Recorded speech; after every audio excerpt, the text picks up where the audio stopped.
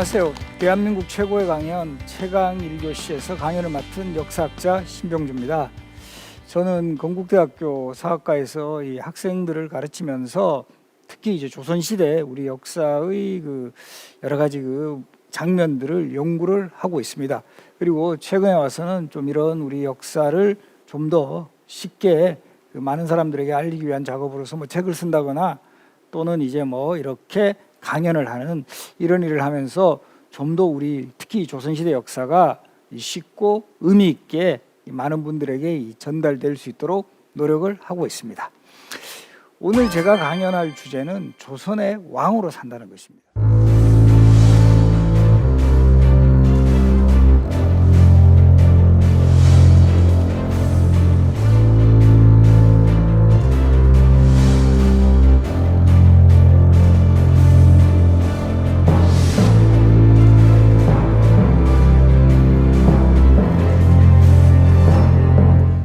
드라마라든가 영화 같은 데도 이렇게 우리 조선시대를 다룬 이런 프로그램 많잖아요. 그러면 이 조선의 왕들하고 이렇게 신하들하고 이렇게 회의하는 장면 많이 나오죠. 그때 이 신하들이 왕에게 어떤 이야기 많이 한 것 같아요? 좀 기억하시는 분, 장면들. 아니되옵니다. 동초가여 주시옵소서. 대부분 좀 왕이 듣기에 좀 불편한 이야기 되게 많이 해요. 왜 이런 것들이 드라마나 영화에 이렇게 장면으로 나오냐 하면 그만큼 조선시대는 신권이 세요. 특히 신하들이 왕에게 정말 문제가 생긴다거나 이 왕이 정치를 잘못한다고 판단이 되었을 때는 그야말로 직언을 서슴지 않은 이런 문화가 형성이 돼 있다는 거죠.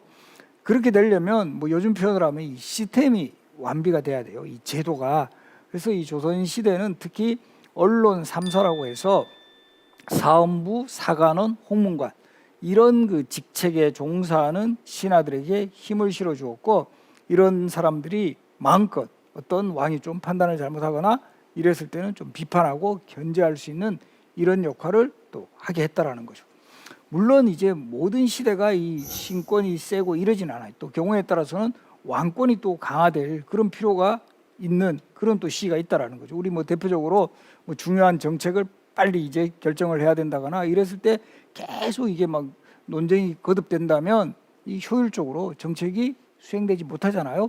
그래서 이 조선시대의 역사를 보면 항상 이 왕권과 신권이 우리 마치 이렇게 저울이 추처럼 한 번은 좀 셌다가 또 한 번은 이 신권이 또 이제 세기도 하고 왕권이 세기도 하다가 또 적절하게 균형과 조화를 이루는 이런 역사가 계속 전개가 되어 나갔다라는 거죠.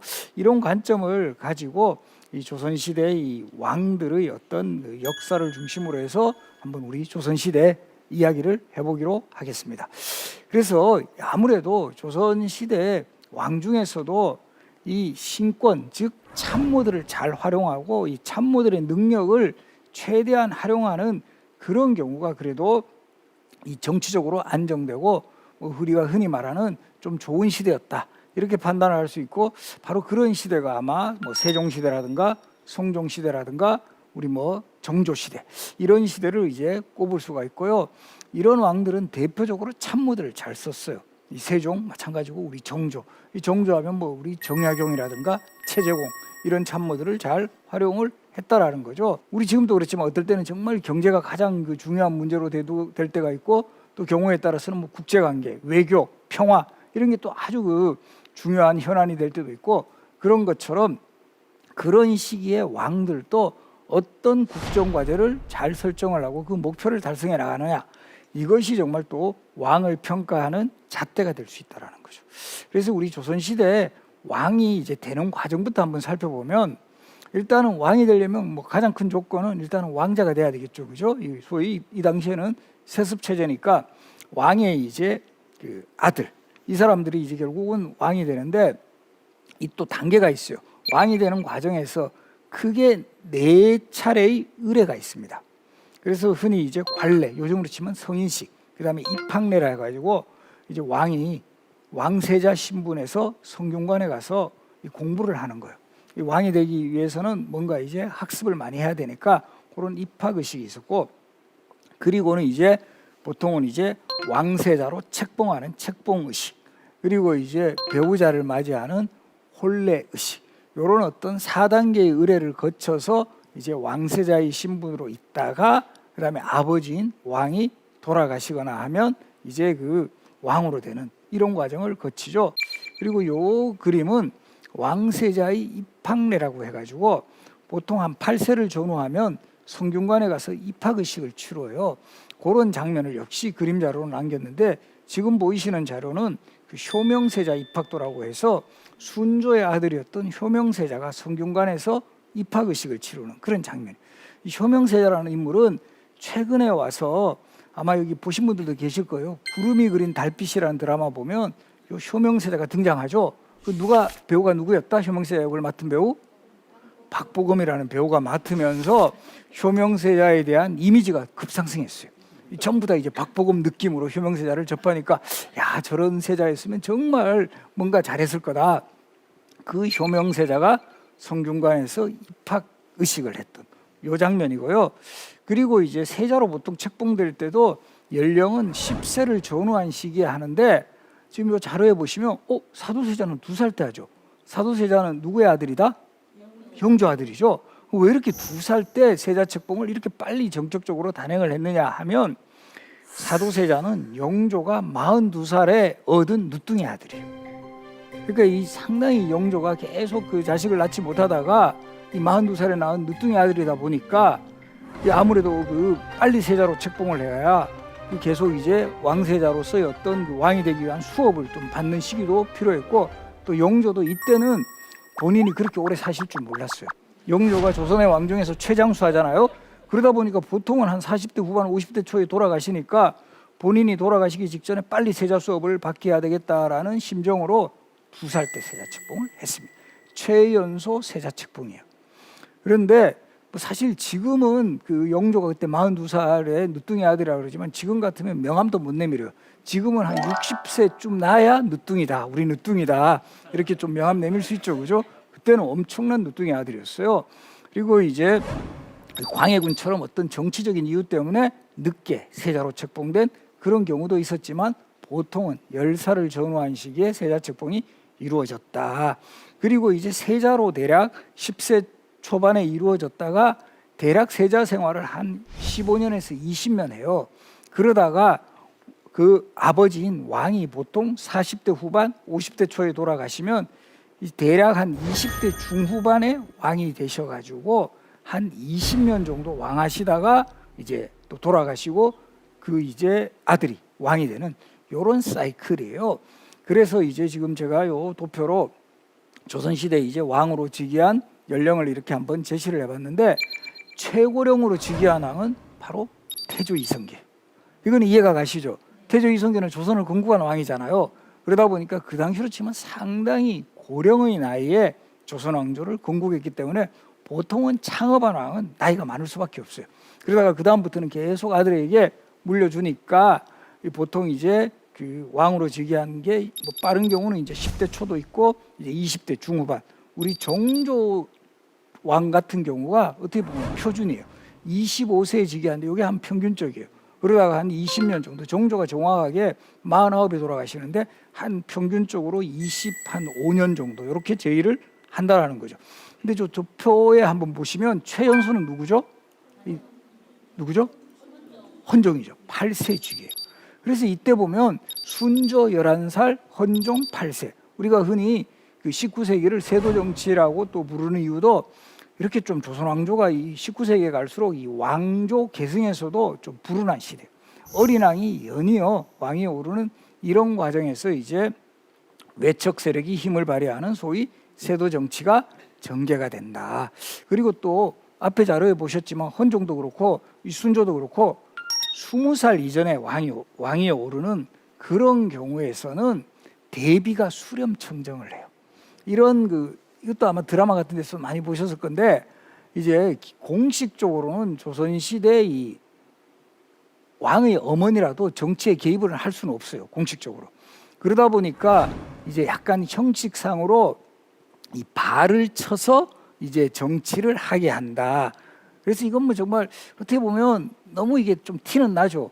발 이렇게 쳐놨다고 해가지고 소리 안 들리는 것도 아닌데, 그런데 그러나 이제 여성이 최대한 정치하는 것을 좀 어느 정도 제어한다라는 뜻으로 수렴, 들이울 수, 발렴, 발을 들이우고 정치를 듣게 한다.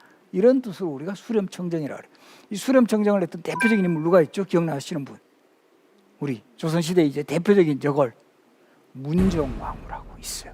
명종이 어린 나이에 왕에 오르니까 이 대비로서 수렴청정을 했던 바로 이 문정왕후가 수렴청정했던 그 시대를 다룬 대표적인 드라마가 아마 여기 조금 이제 연배되시는 분들은 예전에 그 여인천하라는 드라마 기억하시는 분 계세요?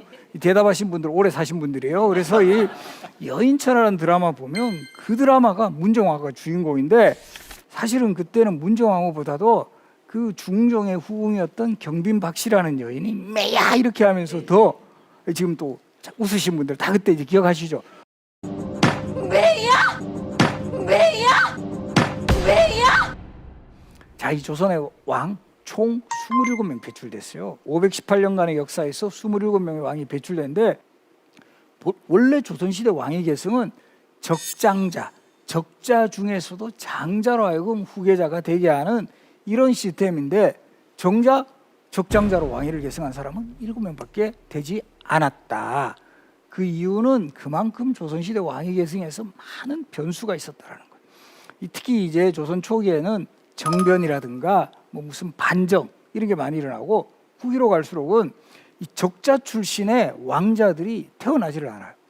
이 놀랍게도 조선 후기에 들어가면 왕의 그 적자라 하면 왕비의 아들을 말해요.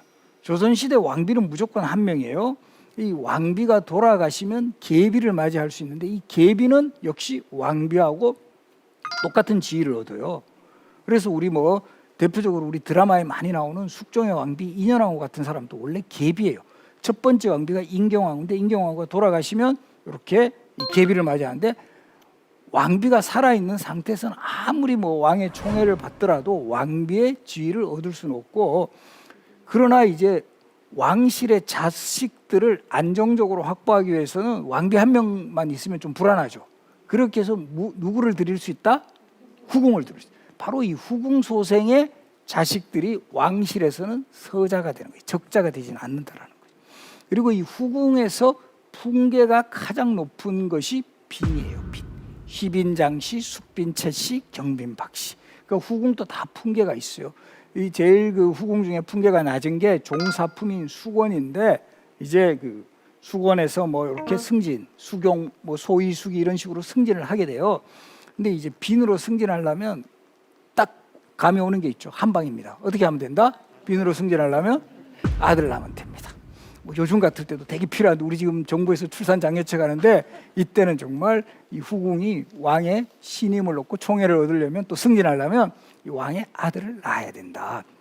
그래서 이 조선시대 이런 왕위 계승사에 있어서도 후기로 갈수록 후궁 소생의 아들들이 연이어 왕에 오르는 그런 경우도 되게 많아요. 선조, 광해군, 우리 영조 잘 알고 있는 영조, 순조 다 후궁 출신의 그 어머니를 둔 왕이었다라는 거 이것도 기억을 하시고요. 자, 그런데 이제 조선시대 이 왕위 계승에서는 첫 번째 사례부터도 이 적장자가 후계자가 되지를 못해요. 태조 이성계가 아들이 총 8명 있어요. 첫 번째 왕비였던 신의왕후 한씨와의 사이에서 6명. 그 다음에 이제 계비로 맞이했던 신덕왕후 강씨와의 사이에서 2명. 그 중에 장남이 방후입니다. 원칙적으로 하면 방후를 세자로 책봉해야 됨에도 불구하고 방후가 아닌 막내인 방석의 세자 책봉이 이루어집니다. 그 이유는 바로 이제 가장 결정적인 것은 이때 첫 번째 왕비는 이미 돌아가셨고 이 계비가 이제 그 살아있는 상황에서 우리 뭐 이것도 뭐 드라마에 많이 나오는 장면인데 왕비 입장에서는 자기가 낳은 아들 왕 만들고 싶어 할 거 아니에요? 이거는 뭐 안 봐도 뻔해요. 뭐 우리 당시 왕인 이성계한테 계속 어필을 하는 거죠. 우리 막내 얼마나 이쁘냐고. 얘 왕 만들어 주세요. 이러니까 이제 이성계도 흔들립니다. 거기다 또 누가 결정적인 역할을 하냐 하면 우리 정도전 아닙니까? 기억하시죠? 정도전.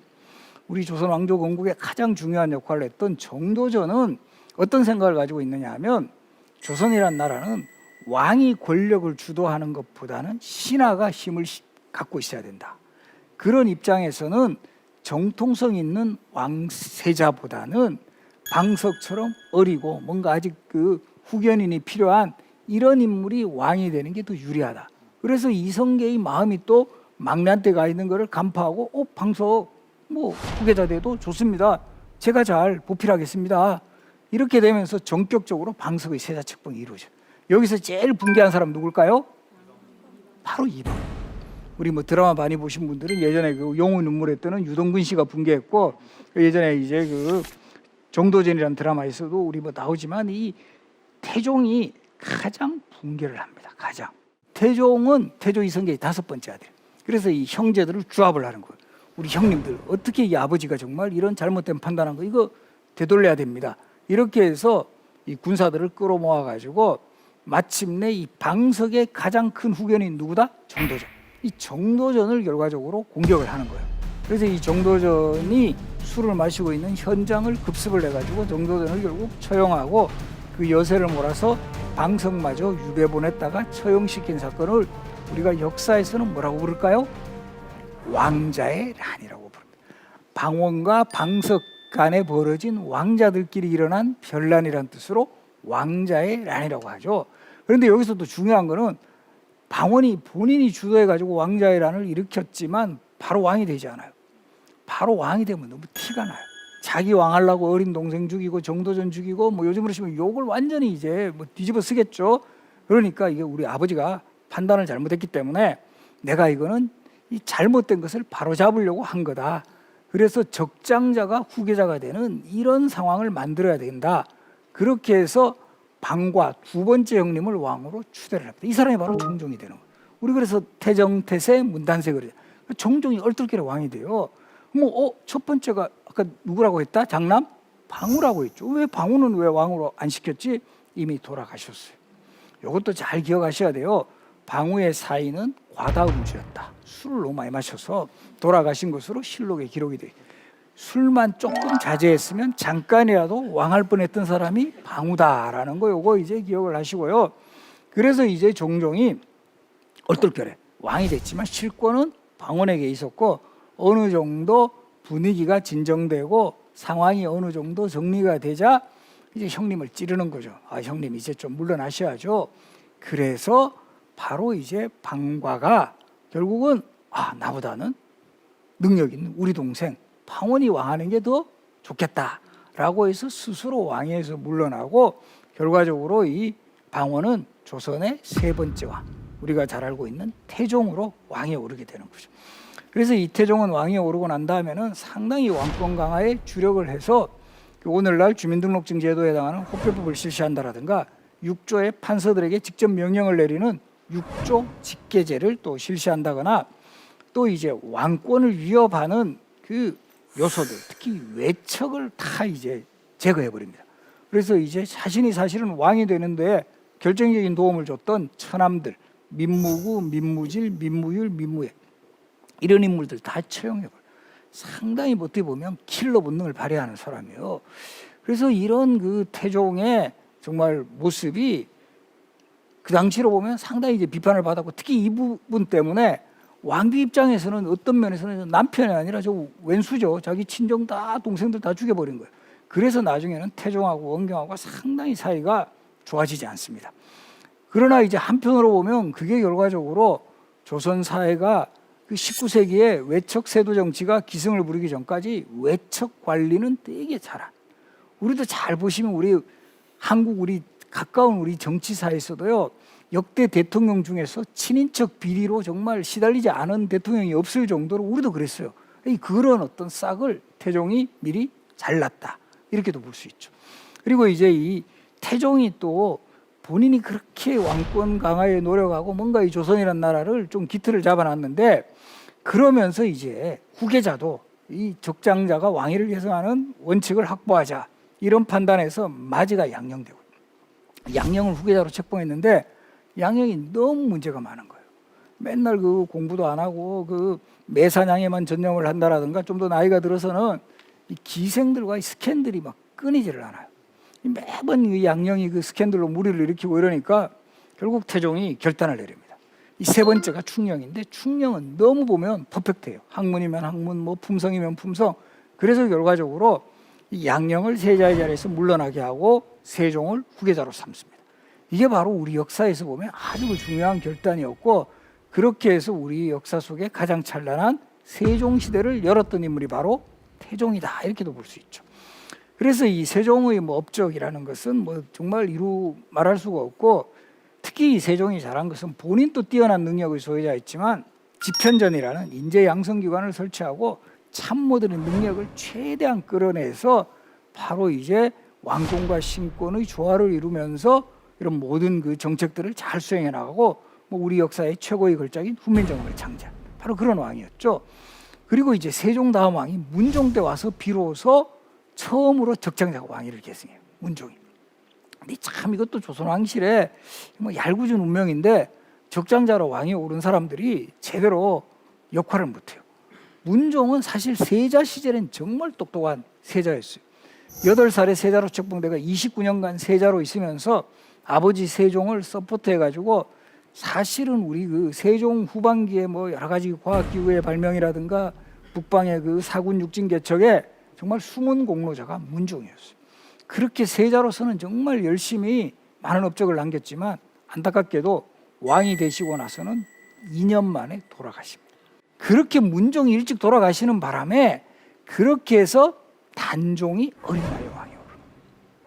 그리고 잘 알다시피 단종의 비극은 너무 어린 나이에 왕이 올라서 이 신권이 비대해졌다라는 것을 이제 파악했던 그 삼촌인 수양대군이 결과적으로 단종으로부터 이 왕위를 찬탈하게 되죠. 자, 여기서 우리가 중요한 것은 이 흔히 계유정난이라 해가지고 수양대군이 쿠데타를 일으켜서 이때는 권력을 잡은 거예요. 아직까지 왕이 되지는 않았어요. 단종이 왕이 있는 상태에서 그 세조가 영의정을 지내고 이러면서 모든 권력은 이 세조에게 있는 거예요. 그래서 공식적으로는 단종도 세조에게 왕위를 양보하는 그런 방식이에요. 그래서 이렇게 계유정난 때까지는 그래도 이렇게 좀 반대했던 신하들도 그 어느 정도 세조가 설마 저 왕자리까지 노리지는 않겠지 했는데, 왕위까지 빼앗자 여기에 가장 반대했던 사람이 누굴까요? 사육신, 바로 성산문, 박평년, 이런 사람들이 결국 주도해가지고 단종 복위 운동을 일으키면서 세조 때는 또 이런 바로 요 사육신의 충절을 계승하는 그런 또 정치 세력이 형성되는 계기가 돼요. 그러나 우리 세조라는 왕은 또 그 어떤 쿠데타로 권력을 잡은 또 이런 그늘 이외에 나름대로 업적은 많이 또 쌓았어요. 본인의 그런 어떤 것들을 좀 만회하기 위해서 상당히 어떤 왕권 강화에도 노력하고, 조선의 헌법인 경국대전을 처음 편찬해가지고 나중에 성종대 완성하게 하고, 또 이 세조 같은 경우는 행차도 자주 나가요. 요즘으로 치면 민심, 나 그렇게 무서운 사람 아니다, 나 좀 지지해달라. 그리고 이 조선 왕 중에 이 술자리 정치 제일 많이 한 사람도 세조예요. 왜 그러냐? 신하들하고 자주 불러 모아가 회식하면서 나 그렇게 나쁜 사람 아니다, 나 좀 지지해줘. 사실 이런 모습을 많이 보이는 인물이 세조였고요. 그런 술자리 정치를 통해 가지고 자기의 어떤 좀 그런 불법적으로 차지했던 정권에 대한 어느 정도 좀 뭔가 무마를 하는 이런 모습. 그러니까 이런 상황들을 보면 예전 왕이나 우리 지금의 가까운 현대사의 그런 정치인이나 상당히 닮은 꼴들을 발견할 수 있습니다. 근데 안타깝게도 세조도 맏아들이 또 일찍 죽어요. 의경세자라고. 이 의경세자가 일찍 죽게 되는데, 이 의경세자의 부인이 또 이건 아마 드라마에서는 아주 유명한 분이에요. 인수대비. 우리 소혜왕후라고 나중에 성종의 어머니가 되고 인수대비. 드라마 또 많이 보신 분들은 우리 최실아 씨로 알고 있죠. 그래서 바로 요 의경세자가 요절하는 바람에 이 예종은 세조의 두 번째 아들이었어요. 역시 적장자가 아니었죠. 그리고 이제 예종이 또 빨리 돌아가시면서, 예종은 1년 2개월간 왕위에 제의를 했어요. 빨리 돌아가시면서 이때도 원래로 하면 제한대군이라고 있었어요. 제한대군이라고 있었는데 4살밖에 안 돼요. 아무래도 왕실에서 나중에 이제 헌종은 8살에는 왕위에 오르잖아요. 어떻게 8살은 어떻게 되겠는데 4살은 아무래도 이거 기저귀 차고 왕하기는 좀 힘들지 않겠는가, 이렇게 판단을 해서 결과적으로 그럼 후순위가 누가 되느냐 하면 바로 이 의경세자에게 아들이 2명이 있었어요. 월산대군, 잘상군. 그럼 그 넘버 2는 이제 월산대군인데, 월산대군이 아닌 잘상군이 왕이 오르. 이 잘상군이 왕이 오르는데 바로 그 유명한 또 사극의 또 주인공으로 등장하는 인물이 있습니다. 누굴까요? 한명회, 바로 이 잘상군의 장인이었어요. 나중에 우리 성종이 되는 이 잘상군의 장인이었기 때문에 그 당시에 한명회가 또 막강한 권력을 차지하고 있었고, 그래서 이 한명회의 어떤 좀 힘을 좀 왕실에서도 빌릴 필요가 있다라고 판단을 해서 바로 이제 그 성종이 왕에 오르. 크게 보면 제한대군, 월산대군 다음에 넘버 3의 위치에서 왕에 오르는 거예요. 그래서 우리 또 이런 것도 보면 좀 재밌는 그 상황을 볼 수 있는데, 사극 같은 데 보면 한명이 되게 조금은 그렇게 뭐 외모가 뭐 좋은 이런 분들이 한명의 역할을 하지 않잖아요. 뭔가 모사꾼의 뭔가 조금은 그런 캐릭터로 나오는데, 사실 우리 역사 실록 기록에 보면 한명이 되게 외모 훌륭하고 나와요. 풍채도 좋고 잘생긴 걸로. 그럼 그저 정말 우리 드라마에 보이는 한명회가 진짜를 같으면, 아니면 기록이 더 맞을 것 같아요? 기록이 더 맞겠죠. 그리고 이 성종이라는 왕이 조선 전기의 문물과 제도를 잘 정비를 했던 왕이에요. 그래서 왕의 이름도 성종이 되는 거예요. 성종. 완성할 성자. 우리가 조선시대 왕의 호칭은 살아생전의 호칭이 아니에요. 왕이 돌아가신 후에 종묘에 신주를 모실 때 이 왕의 업적을 딱 한 글자로, 뭐 어지셨다 인종, 학문에 뛰어나셨다 문종, 이런 식이 되는데, 바로 이 성종은 뭔가 그 시대의 사람들도 완성을 했다라는 이런 의미가 있었기 때문에 왕의 그 묘호가 성종이 되었다. 그래서 우리 보면 역설적으로 지금의 우리 조선의 27명 왕 중에 자기 이름 알고 그 돌아가신 왕은 2명밖에 없다. 누구죠? 연산군, 광해군. 이런 사람들은 다 왕자 시절의 호칭이에요. 그러니까 이름 알고 나머지 왕들은 다 돌아가신 후에 붙인 그런 호칭이다. 그래서 이게 정말 먼 미래에, 우리 요즘 정말 과학이 발달하잖아요. 그래서 뭐 조그만한 뭐 뼈 조각 하나로 정말 뭐 사람이 이제 뭐 복제가 되고 부활을 한다. 그랬을 때 조선 왕 중에 무덤 속에서 나올 수 있는 왕은 연산군과 광해군밖에 없다. 딴 왕들은 이름 몰라서 못 나올 수 있다라는 거. 뭐 영조 나오세요, 뭐 정조 나오세요. 내가 이름 그런 거 없었는데, 이렇게 이제 생각할 수 있다라는 거. 자, 이 성종의 아들이 그 문제적 인간 연산군이에요. 이거 적장자예요. 진짜 이 적장자로 오래간만에 왕위에 올랐는데 그렇게 이 사고를 치고 정말 조선 역사상 최악의 군주잖아요. 정말 폭정의 아이콘이에요. 그리고 독재적 성향이 너무 강해요. 이 땅에 뭐 풀 한 포기 땅 하나 내 것이 아님이 없다. 그리고 연산군이 제일 싫어하는 게 능상, 왕을 모욕한다. 그래서 조금이라도 뭐 왕이 지시하는데 뭐 어그러지면 이 사람 막 너무 쉽게 처형해요. 뭐 정말 최악의 사례는 뭐 이런 게 있는 거예요. 이 뭐 왕이 이제 내주는 시제, 우리로 치면 이런 여러 가지 뭐 백일장 같은 거 이런 거 있죠. 이런 거를 하면서 이제 시를 한 편씩 지어 올려라 이렇게 됐는데, 뭐 어떻게 하다 보면 우리도 그렇잖아요. 저도 이제 학생들 중간고사 치면 답안지 2장 쓰는 사람 많거든요. 그렇다고 제가 뭐 처벌을 하지는 않거든요. 근데 2편 썼다고 해가지고 처형당하는 사람도 있어요. 내가 한 편만 쓰라는데 네가 주제 넘게 이런 정말 어처구니 없는 상황까지 나오고, 또 연산군의 소울메이트 중에 우리 장록수라고 알죠. 이 정말 그 흥청 출신, 기생 출신이었다가 일약 연산군의 눈에 들어가지고 이 후궁으로 되었고, 그야말로 뭐 요즘 표현하면 국정농단의 주역이 되는 거예요. 연산군을 어린아이처럼 부리고 노예처럼 부렸다, 뭐 이런 표현이 나오고, 모든 권력이 그녀의 손아귀에서 나왔다. 그런 그 장록수 치마 밟았다고 옥지아라는 기생이 또 처형당하는, 나의 그 정말 연인에게 너가 이렇게 치마를 밟아? 그러니까 이때는 그야말로 뭐 법도 없고 뭐 아무것도 없는 그런 시대예요. 그러니까 또 노는 거는 좋아해가지고 맨날 그 경혜로 연못가에서 기생들 불러서 파티를 합니다. 이때 전국에서 발탁되었던 기생들을 뭐라고 불렀다? 흥청. 자, 여기서 나온 유명한 용어 뭐가 있다? 흥청망청. 저렇게 흥청들 데리고 노니까 나라가 망하겠다. 흥청망청. 이렇게 되는 거예요. 이런 정도로 정말 뭐 국정은 뭐 파탄은 물론이고, 모든 또 신하들에게는 그런 궁궐에서 보고 들었던 일들은 절대 말하지 않도록 신원패라 그래가지고 말을 상가하는 패를 차고 다니게 하고, 이런 정말 악행의 모든 것들을 다 갖춘 그런 왕이었는데, 그래도 조선이라는 나라가 대단했던 게 이런 연산군을 결국은 쫓아냅니다. 반정이 일어나죠. 중종 반정이 일어나가지고 이 독재군주 연산군을 축출하고 바로 이제 연산군의 이복 동생인 진성대군을 왕으로 추대합니다. 이 사람이 중종이에요. 근데 사실 처음에 이 궁궐에서 이 진성대군을 왕으로 이제 추대하기 위해서 막 군사들이 몰려왔을 때 이 진성대군이 상당히 놀랍니다. 워낙 연산군이 주변에 있는 사람들 다 죽이거나 숙청하고 그러니까 자기도 뭔가 이렇게 해를 끼치지 않을까 이렇게 걱정을 하고 막 도망을 가야 되나 이렇게 고민하고 있는데 그 진성대군의 부인이 너무 이제 좀 침착하시라 이러면서 잠깐 그 문 밖을 한번 엿봐라. 만약에 말머리가 우리 집을 향하고 있다면 이거는 위험한 신호일 수도 있지만 말머리가 궁궐 밖을 향하고 있다면 이거는 뭔가 이렇게 당신을 모시러 오는 그런 그 말일 수도 있다. 이렇게 해서 정말 나가니까 말머리가 딱 궁궐을 향하고 있는. 그래서 이제 중종이 이제 결국 나가게 되고 그렇게 해서 왕으로 추대를 받았는. 바로 그런 정말 어떤 경우에는 위기의 순간 여성들이 더 침착한 그런 장면들이 꽤 많이 나와요. 바로 그 왕비가 잠깐 왕비가 되었지만 7일 만에 쫓겨나요. 그러나 왜?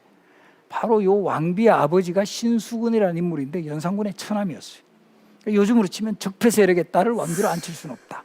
이렇게 해서 7일 만에 쫓겨나게 되고 쫓겨난 후에도 중종을 잊지를 못해서 인왕산에 치마를 걸어놨다. 아마 인왕산 치마바위 들어보셨나요? 그 치마바위 전설의 주인공이 단경왕후 신씨라 바로 이 중종의 왕비입니다.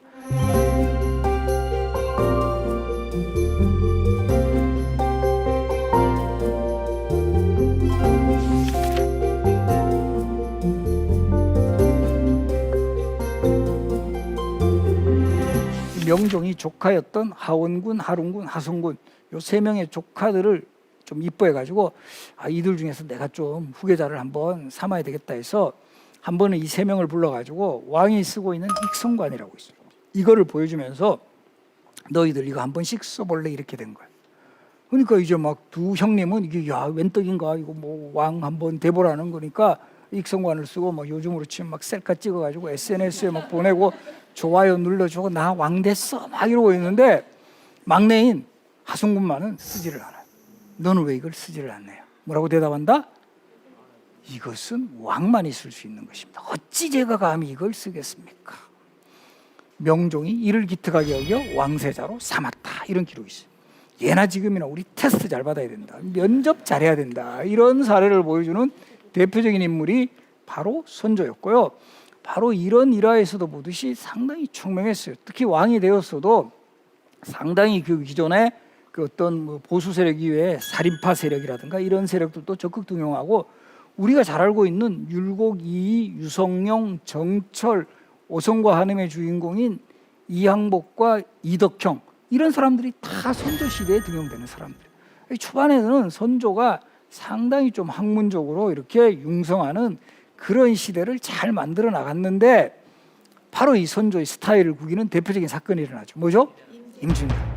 어쨌든 우리 역사에서 전쟁이라는 상황을 초래한 왕은 이거는 준엄한 비판을 면치 못해요. 그리고 그때 이 선조가 또 보여준 좀 무능했던 모습.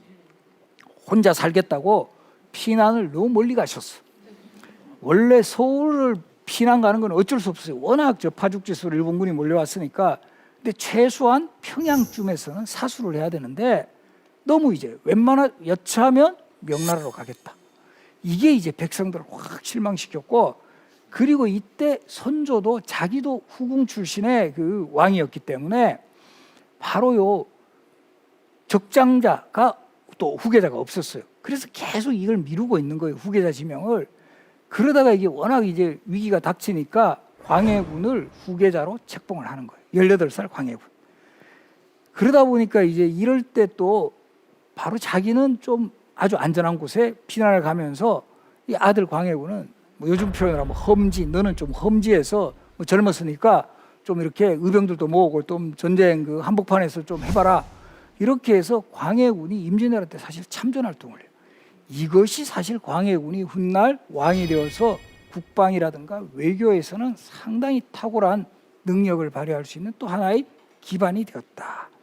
그리고 이렇게 선조가 너무 멀리 피난을 가다 보니까 바로 이제 임진왜란이 끝난 이후에 농공행상을 하는 과정에서 임진왜란 유공자 표창 같은 거예요. 요즘으로 치면 실제 전쟁에 참여해서 정말 싸워서 나라를 지킨 이런 공신들 우리가 선무공신이라고 해요. 선무공신은 18명밖에 임명되지 않았는데 비해서 본인 선조를 따라 피난에 그 동참했던 사람은 무려 80몇 명, 거의 5배 가까워. 그러니까 선조 인식은 뭐냐면 임진왜란을 우리가 결과적으로 일본군을 몰아낸 거는 명나라가 우리를 도와줬고 바로 내가 피난을 잘 가서 그렇다. 의병장 중에서는 뭐 우리 잘 알고 있는 뭐 곽재우라든가 뭐 조헌 이런 인물들 한 명도 그 공신책봉이 안 돼요. 이런 것이 결과적으로 바로 역사 바로 세우기가 잘못되었다. 바로 이런 것은 우리가 좀 준엄한 비판을 해야 된다. 그리고 이제 광해군이라는 왕은 국방이라든가 외교 쪽은 잘하는데 또 광해군은 또 어떤 문제가 있었냐면 바로 이 선조가 임진왜란 이후에 계비를 맞이했어요. 임모광우라고. 우리 임목대비로도 알고 있죠. 임모광우의 그가 낳은 아들이 영창대군. 이 적장자가 태어나면서 아마 선조가 좀 더 오래 살았으면 영창대군이 후계자 될 뻔도 했어요. 근데 선조가 승하했을 때 영창대군이 3살이어서 이건 너무 이제 자기가 생각해도 너무 심하니까 이 광해군이 그대로 후계자가 되긴 되는데 영창대군이 크면 클수록 영창대군은 적통이다라는 거예요. 여기에 대한 어떤 부담감이 되게 컸고 결국 광해군이 어린 영창대군을 죽이고 거기에 가장 반발했던 그 어머니 임목대비까지 서궁에 유폐시키는 이런 사건이 일어나면서 광해군 정권에 많은 정치 세력이 등을 돌려버려요. 폐모살제라고 하는데 이건 너무 도덕적으로 이건 잘못된 정권이다. 이렇게 해서 결과적으로 광해군에게 반대하는 세력들을 결집시켜줬고 그것이 결국 1623년 인조 반정이 이제 일어나면서 광해군이 결과적으로 폐위되는 거죠. 그래서 이제 인조가 왕에 오르니까 광해군을 완전히 이제 그 패륜 정권으로 몰아가면서 광해군 정권 때 했던 것들은 모든 것들을 다 바꿔버려요. 특히 광해군은 그 당시에 우리의 전통 우방국인 명나라보다도 이제는 신흥강국 후금이 강성해요. 광해군이 이제 그 전쟁도 겪어보고 하니까 저 계속 명나라한테만 우리 의지하다가는 이게 큰일 나겠다. 그래서 후금하고도 적절하게 외교 관계를 맺어요. 바로 이런 외교 정책 때문에 광해군 때는 이 후금, 즉 오랑캐가 조선을 쳐들어오지는 않았어요. 그런데 이제 인조 반정이 일어나니까 광해군 때 했던 것은 하나부터 10까지 이건 다 문제가 많다. 이렇게 되면서 다 뒤집어 버려요. 외교 정책도 확 바꿔버립니다. 친명 배금 정책. 명나라하고 철저히 사대하고 친해져야 되고 저 오랑캐가 세운 저 후금은 우리가 적대시해야 된다. 이렇게 되니까 후금도 가만히 있지 않죠. 실질적으로 명나라보다 군사적으로 더 힘이 큰 이 후금을 자극하니까 결국은 조선을 쳐들어오게 되죠. 1627년 정묘후란. 이때는 형제관계 맺고 일단은 물러갔어요. 그러다가 다시 이것에 대한 맹약 같은 것들을 조선에서 제대로 잘 안 지켜나가요. 사실은. 그러니까 이때는 정말 지금도 참 한심한 게 뭘 믿고 그렇게 큰 소리 뻥뻥 쳤는지 모를 정도로 진짜 준비 없이 그냥 막 말로만 떠드는 거예요. 그냥 명분상으로만 저 오랑캐 놈들 그것들이 우리한테 감이 되들어 이러다가 결국은 정말 치욕적인 전쟁. 1636년 12월 병자호란이 일어났고요. 결과적으로 인조가 남한산성에 피난 가서 47일 버티다가 결국 그렇게 오랑캐라고 여겼던 청나라 황제에게 항복을 하게 되는 치욕적인 항복. 3번 절하고 9번 머리를 조아리는 3배 구구두례를 하는 치욕적인 항복의식을 하게 되죠. 그리고 여기서 그치지 않고 청나라 쪽에서 조선의 왕자들을 인질로 청해 보내라. 이렇게 해서 가는 사람이 소현세자, 복림대군. 그래서 이 두 사람이 청나라에서 인질 생활을 하다가 8년 만에 돌아와요. 그리고 이제 앞으로 소현세자는 차기 왕이 될 인물인데 이 귀국 후 8년 만에 돌아왔는데 2달 만에 의문의 죽음을 당합니다. 실록의 기록에서조차 이목구비의 7구멍에서는 피가 흘러내렸고 온몸이 검은빛이었다. 독살이 되어 죽은 사람 같았다. 라는 그런 의혹이 들 정도로 아주 이 독살설이 아주 강하게 제기되는 인물이고요. 그럼 정말 소현세자는 독살되었을까? 저는 독살되었을 가능성이 많다. 왜? 그럼 주체는 누구냐? 인조일 가능성이 많다. 왜? 소현세자는 저 청나라에서 심양에서 인질 생활을 하면서 이제까지 오랑캐라고 우리가 알았던 저 청나라가 우리보다 훨씬 정치적으로나 경제적으로나 문화적으로 선진국이다. 내가 왕이 되면 저들의 문물을 적극 수입하겠다. 이런 생각을 하는 거예요. 돌아와서 아버지하고 이야기하는 게 안 맞는 거예요. 인조는 이렇게 당한 저 오랑캐 놈들에게 우리가 반드시 복수를 해야 되겠다 이렇게 생각하고 있는데 아들놈이 와서 아버지 그런 생각하시면 안 됩니다. 우리가 저 오랑캐라고 보면 안 돼요. 우리보다 훨씬 더 잘 살고 있습니다. 우리가 저들의 문물을 수용을 해야 됩니다. 갈등이 일어났고 그 과정에서 이 소현세자가 의문의 죽음을 당했고, 그리고 정말 병으로 돌아가셨거나 하면 그 아들이 3명이나 있었어요. 소현세자 아들. 마지인 석철은 10살이었거든요. 아직 인조는 돌아가시지 않은 상태고 충분히 앞으로 왕을 할 수 있는 위치에 있었는데, 이때 이유는 나이가 어리다 라는 이유로 이 소현세자 아들들 다 제끼고 이 두 번째 아들 복림대군을 후계자로 지명을 합니다. 이 복림대군은 딱 느낀 거죠. 아버지의 이제 그 어떤 지침은 저 청나라에게 복수를 해달라. 그래서 이 복림대군이 형인 소현세자를 결과적으로 보면 대신해서 왕이 되고 나서는 정말 그야말로 자나깨나 부포를 외친 거예요. 효종하면 항상 우리 교과서에서도 부포리 나와요. 근데 이건 정말 어떻게 보면 진짜 그야말로 그 당시에는 국력이 상대가 안 되는 상황에서 이 북벌은 그야말로 비현실적이었고, 그야말로 그 전쟁에 오랫동안 지쳤던 백성들을 더 힘들게 했던 그런 상황이었어요.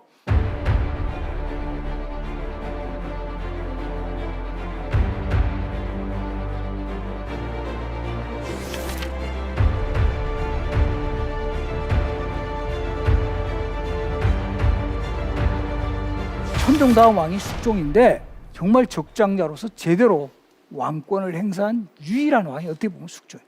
숙종은 제위기간도 영조 다음이에요. 영조가 52년, 숙종이 46년. 근데 숙종은 좀 억울한 게 많은 왕이에요. 이렇게 제위기간도 길고 적장자고 사실 업적도 정치적으로나 경제적, 국방 뭐 각 분야에서 많은 업적을 남겼음에도 불구하고 숙종은 그 존재감이 약해진 가장 결정적인 이유 누구 때문이다?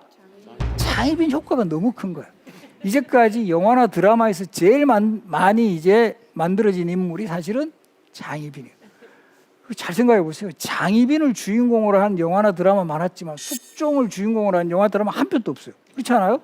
그러다 보니까 항상 장희빈의 포커스를 맞추다 보니까 장희빈과 라이벌이었던 인현왕후라든가 뭐 최근에는 뭐 숙빈채 씨, 항상 궁중 여인들이 주인공이에요. 그러다 보니까 숙종은 그냥 뒷전에 있는 그런 왕으로만 묘사되었는데, 사실 숙종이라는 정통성을 바탕으로 46년 제위했던 왕이 있었기 때문에 우리가 잘 알고 있는 영조, 정조 시대가 가능했다. 바로 영조, 정조 시대라는 어떤 정치, 경제, 문화의 중흥 시기에 하나의 기반을 만들어준 왕이 숙종이었고요. 바로 이 숙종 다음에 잠깐 경종이 왕이 올랐지만 그 다음에 우리 조선의 최장수왕 영조 83세까지 사셨고 52년 제위했고, 정치적으로는 탕평. 이것도 지금 상당히 우리 새겨들어야 할 부분이에요. 정치적으로는 당파가 달라도 능력만 있으면 인재를 골고루 등용하는 이런 정책. 사실 우리 시대, 우리도 보면 최근에도 보면 역대 대통령들마다 일단 대통령 취임사에서는 항상 탕평한다 그래요. 근데 이게 잘 안 돼. 이런 게 정말 우리가 좀 영조의 어떤 정치력에서 그런 좀 노하우를 좀 본받아야 되지 않을까 이런 생각도 하는데요. 83세 이 영조가 최장수한, 이것도 잘 새겨 들으시면 도움이 될 건데, 최근에 그 비결에 대해서도 기록으로 이제 많이 이제 남아 있는데요. 일단 소식했고요, 채식했고, 그 다음에 술을 거의 안 마셨어요. 금주. 그리고 또 하나 건강검진 그렇게 열심히 받았다. 이 조선시대판 종합병원에 해당하는 내의원에서 한 달에 한 11번꼴, 한 3일에 한 번 정도 피 뽑아보고 혈압 재보신 분이었다. 바로 이런 것이 결국은 영조의 건강을 유지, 그리고 이렇게 해서 장수했던 최장수왕입니다. 어떻게 보면 영조 최장수의 최대의 피해자가 어떻게 보면 사도세자예요. 조선의 왕은 아까 제가 말씀드렸죠. 보통은 한 20대 후반에 왕이 되셔서 한 20년 정도, 한 40대 후반, 50대 초에 이제 돌아가신다. 20년 정도 왕하시다가, 근데 영조 너무 피 뽑아보시고 막 그 소식하고 채식애가 결국은 52년은 두 사이클을 하시는 거예요. 가장 강력한 경쟁자가 누가 된다? 아들이 되는 거예요. 사실 사도세자가 뒤주에 갇혀 죽은 가장 그 비극의 중요한 원인 중에 하나가 영조의 이례적인 장수도 한 몫을 했다. 그러나 어쨌든 사도세자의 비극을 뚫고 손자인 정조에게 왕위가 계승되었고, 정조도 또 할아버지를 꼭 빼닮아 정말 이 할아버지의 장점만을 잘 개성을 해가지고 이 시대적 과제를 인식하고 우리가 잘 알고 있는 이런 그 시대가 필요한 개혁 정치를 단행하면서 지금 정조의 그 개혁 정치 현장이 잘 남아 있어요. 수원에 가면 수원 화성, 유네스코 세계 문화유산으로 지정되어 있습니다만은 바로 이런 화성 건설을 통해서 개혁 정치를 또 완성해 나갔습니다만은, 안타깝게도 정조 사후에 조선시대 왕위 계승은 연이어서 순조 11살, 헌종 8살, 철종은 사실은 또 왕위 계승에 아예 멀리 떨어져 있다가 선대 용모 혐의로 유배 가서 강화도에 농사 짓고 있다가 이런 사람을 얼떨결에 불러와서 왕으로 만든 사람이에요. 그러다 보니까 왕이 제대로 정치를 하지 못하고 그 빈틈을 소위 세도 가문, 안동김씨, 풍양조씨, 반남박씨, 경주김씨 등등 이런 소수 세도 가문이 권력을 집중해 나가면서 이 정말 이제 백성들이 가장 힘들어지는 거예요. 그래서 이때 이 세도 가문에 줄을 내 가지고 내관 매직이라 그래 가지고 관직을 돈으로 사고 팔아요. 그러다 보니까 이제 돈으로 관직을 샀던 수령들은 본전을 뽑아야 되죠. 그럼 누구를 착취한다? 백성을 착취하고.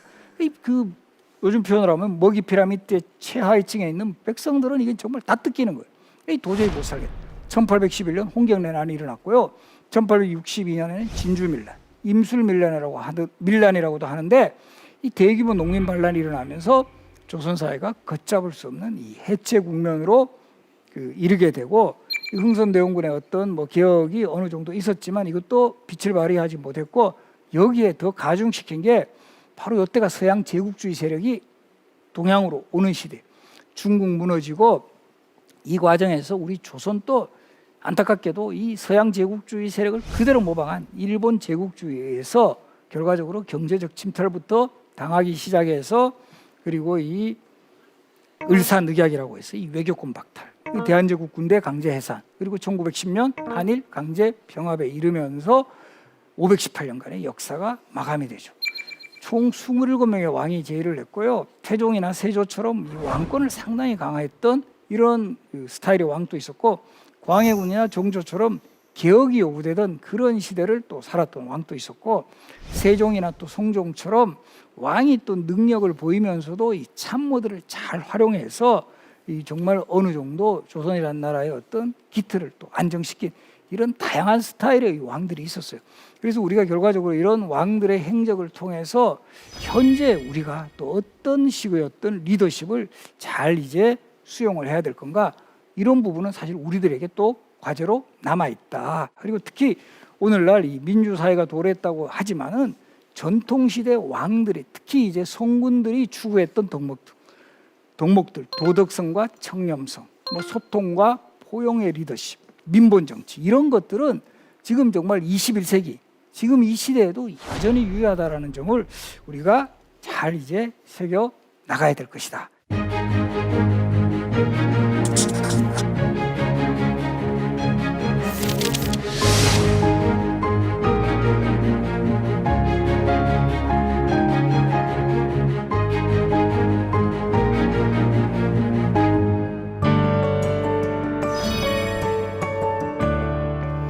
마지막으로 오늘 강연을 제가 이제 한마디로 정리를 했어요. 이렇게 여기 딱 자막에 뜨니까 웃으시는 분들도 있는데, 조선의 왕은 극한 직업이었다. 저는 지금도 했지만 사실 왕 그렇게 좋은 직업 아니에요. 이제 아침에 일찍 일어나가지고 왕실 어른들한테 문안 인사 드리는 것부터 시작해가지고 제대로 이제 신하들하고 경연 많이 하는 왕은 하루에 4번 정도까지 해요. 아침에 하는 조강, 점심에 하는 주강, 저녁에 하는 석강, 밤에 하는, 또 그렇게 공부를 많이 해야 성군이 된다는 그런 어떤 또 신념이 있었기 때문에 정말 또 공부도 많이 해야 되고요. 또 이 신하들이 또 비판하고 견제하는 이런 거 다 들어야 되고, 또 백성들 그 어떤 어려운 상황 이런 거 다 이제 살펴야 되고, 이런 거 다 제대로 챙기려면 정말 그런 거 다 수행하려면 그야말로 이 극한 직업이었다. 그래서 이 조선의 왕의 여러 가지 스토리 같은 거는 관심을 가지면서 나 왕 돼야 되겠다 이렇게 이제까지라도 생각하셨던 분들은 좀 접으시는 게 좋지 않을까 이렇게 생각을 합니다. 지금까지 대한민국 최고의 강연 최강일 교시 신병주였습니다. 감사합니다.